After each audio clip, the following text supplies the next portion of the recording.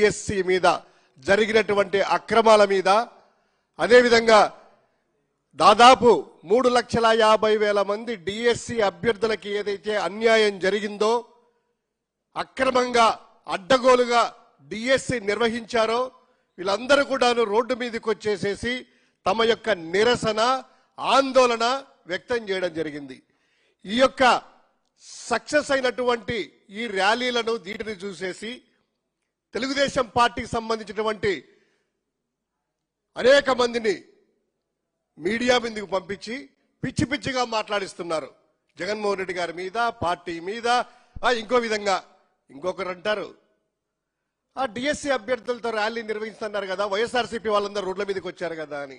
అరే బాబు, మేము పిలుపునిచ్చింది, వైఎస్ఆర్ కాంగ్రెస్ పార్టీ పిలుపిచ్చింది యువజన విద్యార్థి విభాగం ఆధ్వర్యంలో ఈ రాష్ట్రంలో ర్యాలీలు జరుగుతాయి. ఇందులో నిరుద్యోగులు, యువత, జంజీ బ్యాచ్ పాల్గొంటుందన్నాము.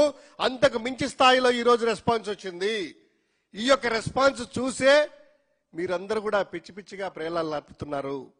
ఇంకొకటి ఆయన అంటారు, లోకేష్ గారు ఛాలెంజ్ చేస్తారంట ఎవరికి? జగన్మోహన్ రెడ్డి గారికి కండిషన్స్ బేసిస్ మీద. చూడండి, డిఎస్సి మీద జగన్మోహన్ రెడ్డి గారు ఈరోజు కాదు, దాదాపు 2 నెలల నుంచి వైఎస్ఆర్ కాంగ్రెస్ పార్టీ ప్రతిరోజు పోరాటాలు చేస్తూ ఉంది. మీడియా ముఖంగా చెప్తా ఉన్నాము, ఈ ప్రభుత్వాన్ని ప్రశ్నిస్తున్నాము. ముఖ్యంగా వైఎస్ జగన్మోహన్ రెడ్డి గారు, మాజీ ముఖ్యమంత్రి గారు, ఈ యొక్క డిఎస్సిలో జరిగినటువంటి అవకతవకలని, అక్రమాలను ఆధారాలతో సహా దాదాపు 100 ప్రశ్నలు విత్ ప్రూఫ్స్తో, ఆధారాలతో సహా ఇది అనేసి మీడియా ముఖంగా చెబితే ఏ ఒక్క మంత్రి ముందుకు రాలేదు.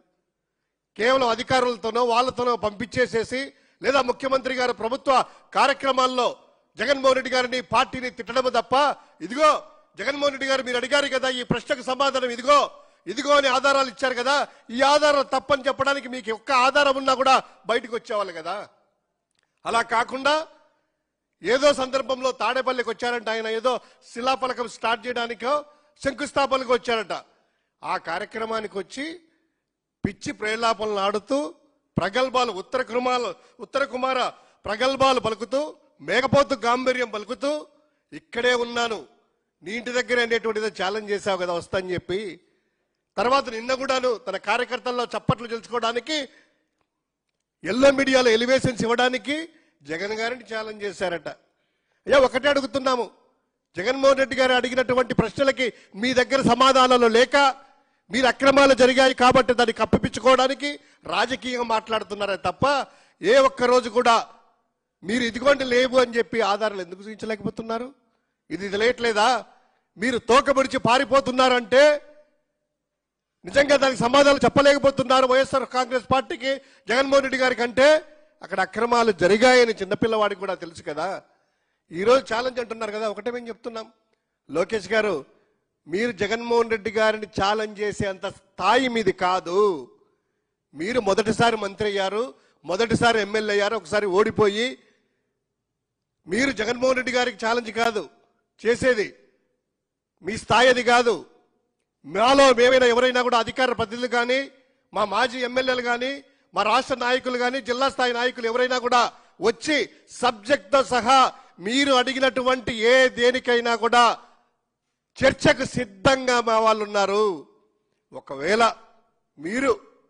మీరు గొప్పగా ఊహించుకొని, మా స్థాయి మీరు పెద్దది, మీ స్థాయిని ఊహించుకుంటే, మా పేర్నేని గారు, మాజీ మంత్రివర్యులు పేర్ని నాని గారు మే 28వ తారీఖున ఛాలెంజ్ చేశారు. లోకేష్ గారు మీ కూటమికి, చంద్రబాబు నాయుడు గారికి ఎవరైనా కూడా సవాల్కి సిద్ధం, ఛాలెంజ్ జరుగుతున్నాను, ఇవన్నీ నిజము, స్పోర్ట్స్ కోటాలో అక్రమాలు జరిగాయి, మిగతా దగ్గర అక్రమాలు జరిగాయి, మీరు జిల్లా స్థాయిలో నిర్వహించేటువంటి పరీక్షల్ని రాష్ట్ర స్థాయిలో ఎందుకు రిలీజ్ చేశారు, డిఎస్సి అంటేనే డిస్ట్రిక్ట్ సెలక్షన్ కమిటీ కదా, అక్కడ ఎందుకు ట్రాన్స్పరెన్సీగా ఇవ్వలేదు అని ఓపెన్ ఛాలెంజ్ చేశాడు.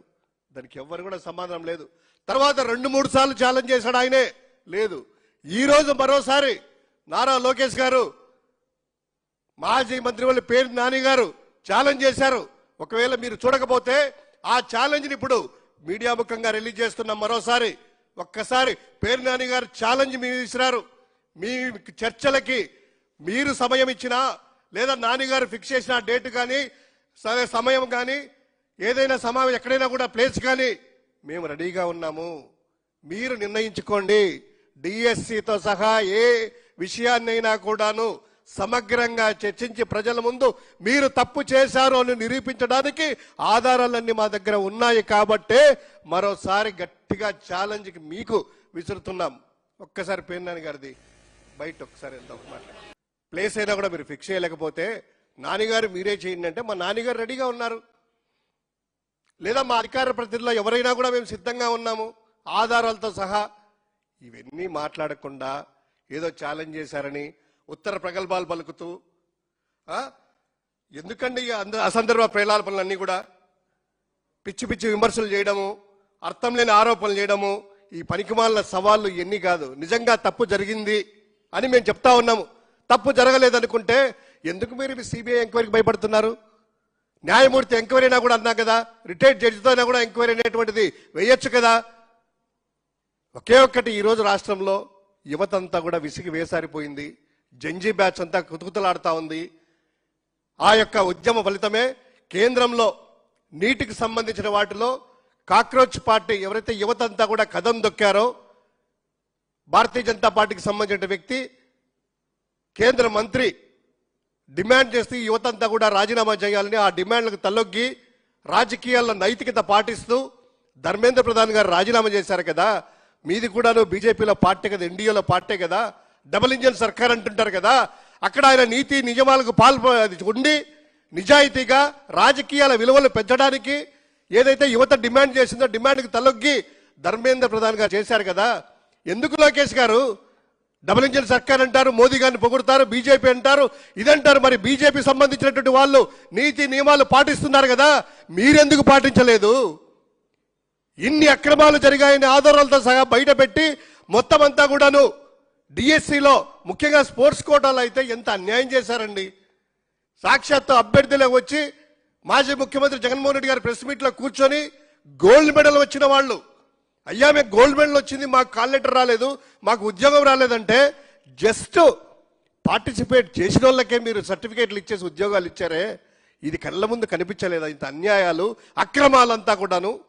డిఎస్సిలో అక్రమాలు జరిగాయి, లోకేష్ రాజీనామా చేయాలి, ఇది వైఎస్ఆర్ కాంగ్రెస్ పార్టీ డిమాండ్. అదేవిధంగా ప్రజలు కూడా అదే ఉన్నారు. కాబట్టి ఈరోజు రాష్ట్ర స్థాయిలో ఆ యువత నిరుద్యోగులు రోడ్డు మీదకి రావడమే ఒక నిదర్శనము.